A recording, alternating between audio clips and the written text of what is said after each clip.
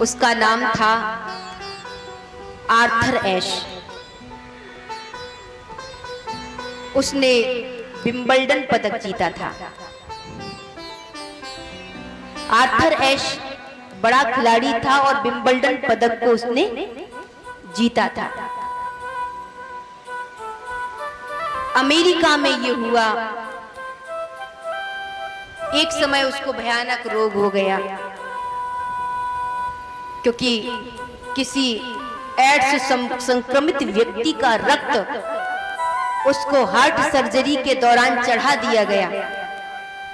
परिणाम स्वरूप उसको ये भयानक रोग हुआ। तो उसके बहुत सारे प्रशंसकों ने उसको पत्र लिखा और पत्र लिखकर के उससे कहा कि भगवान ने इतना बड़ी बीमारी आपको ही क्यों दी।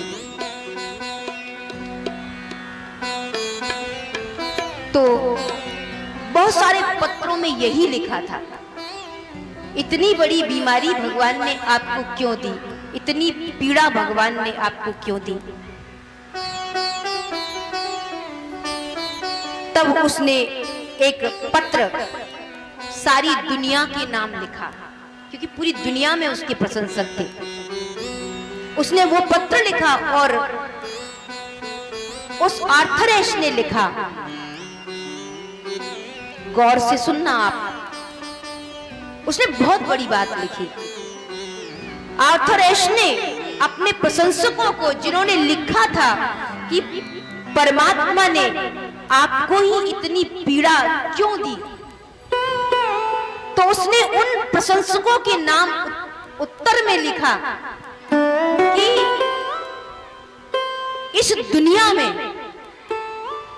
5 करोड़ बच्चे,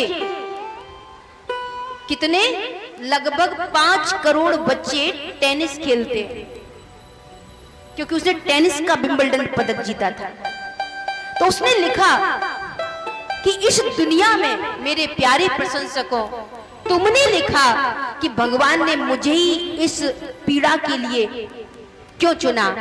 तो उसका उत्तर सिर्फ मेरे पास ये है कि इस दुनिया में 5 करोड़ बच्चे लगभग वो टेनिस खेलते, उसमें 50 लाख बच्चे वो टेनिस खेलना सीख पाते। उन 50 लाख में 5 लाख वो प्रोफेशनल टेनिस खेलते हैं।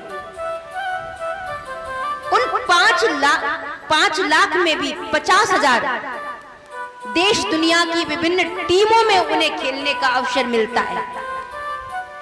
उन 50,000 में भी 500 को ग्रैंड स्लैम खेलने का अवसर मिलता है और उन 500 में से भी 50 वो विंबलडन तक पहुंचते हैं।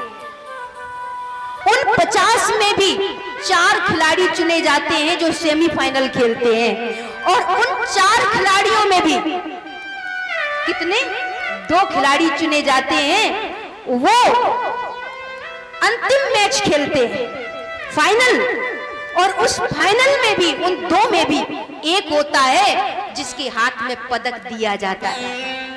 वो कहता है कि जब 5 करोड़ की बच्चों से जो यात्रा शुरू हुई, 5 करोड़ टेनिस खेलने वालों में से ये यात्रा शुरू हुई मेरी, उसमें परमात्मा ने उन 5 करोड़ में से मुझे एक को पदक के लिए चुना।